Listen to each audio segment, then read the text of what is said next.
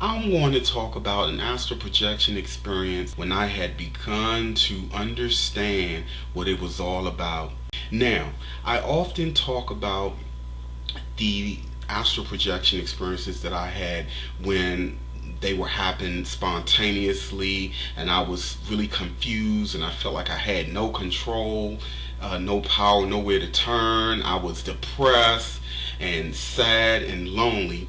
And when I was having these involuntary experiences, I had no idea, nothing. I knew nothing about vibration and how, like attracts like, and, how we could create things in the astral plane simply by thought. I didn't know anything. It was really a true test of trial and error. But as I continue to have these out of this world experiences, I started learning from them, and then the fear lessened. Then I began to do things to bring myself out of the depression that I was in, and I just worked and I worked, and it's not easy bringing yourself up out of the state of depression and sadness or any kind of issue that is causing us to be way down in vibration. I did it all naturally, and this is why I'm always sharing information about raising vibration, and I'm always letting you guys know that we are far more powerful than anything that those of us who are in the position to confuse, dominate, and mislead will ever tell us. Let me tell you about an astral projection experience that I had when I was no longer fearful of what was going on and I started to understand what it was all about. However, I was magnetized to this particular plane because I wasn't quite where I needed to be. So I went to a lower astral plane, which resembles the worst of ghettos. I mean, you're talking about like, really, really low. I mean, and it's not only what you see, it's what you feel, because the astral plane usually magnifies the emotional vibration or the thought projections of those of us who are there times 100 or 1,000. So when I was magnetized, or I involuntarily got pulled to this lower astral realm, I was still dealing with sadness, and I guess you could say that there was still a bit of inner turmoil going on, but I was no longer fearful of my experiences. So anyway, I found myself in or on this plane that looked like a really filthy, abandoned, run-down ghetto, and I mean it was just filth and squalor everywhere. Now I was confused because I wasn't sure where I was, and it's very, very, very vivid. Those of us who have astral projected, you know what I'm talking about.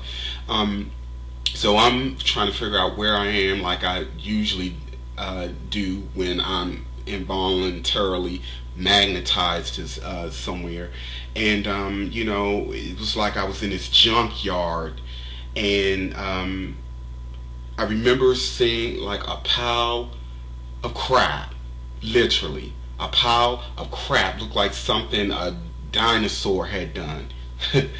And I know this is going to sound outrageous to many of us, but keep in mind that there really are no limitations when it comes to our true pure state of consciousness. I had to learn this by way of trial and error. The only thing that blocks us or prevents all possibilities is beliefs and our own hang-ups.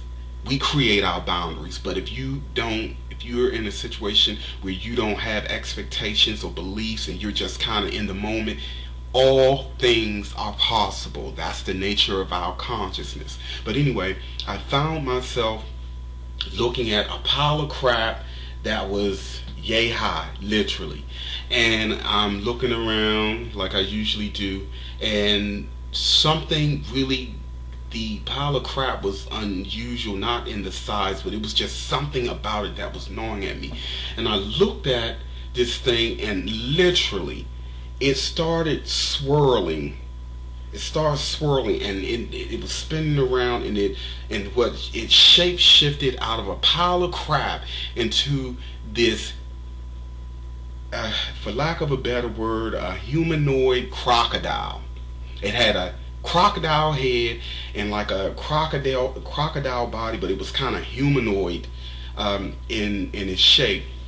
And this thing swirled and shape shift into this crocodile. And when it spun all the way into full view, it was sitting up, and it had a tail and everything. It was sitting up, and it was looking at me with the most shiftiest, sneaky. Just I immediately felt uncomfortable. I wasn't afraid. I was uncomfortable because, keep in mind, by now I have seen some outrageous stuff. This particular incident pale in comparison.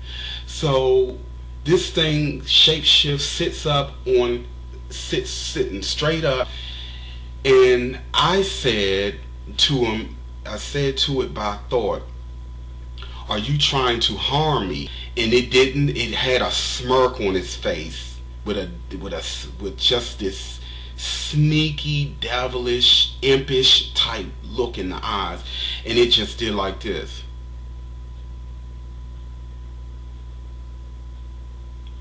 Gave me this look, and immediately I didn't believe it, and I shifted into my higher mind perspective. Now, this is the power of not being in fear, because when you are not in fear, there's no blockage between your lower mind and higher mind. So I felt threatened because I didn't believe this thing. I felt this thing was up to something.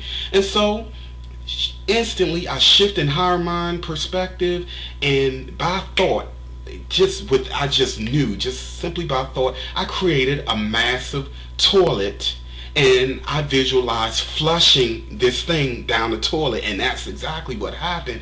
I was flushing it, and I made the toilet flush, and the back end, half of him was flushing down the toilet, and the back end, he was like trying to push himself back out, but I was trying to flush him down the toilet because I'm like, okay, you're gonna basically come at me with this impish, demonic look, and I'm feeling threatened, and you want to, shape shift into a pile of crap. I'm thinking I'm going to treat you like a pile of crap and flush you down the toilet. And this is the power of our higher mind. It's funny looking back on it. I mean, it's funny now looking back on it, but at that time, I realized, wow, I really have a lot of power here if I just learn how to hone it.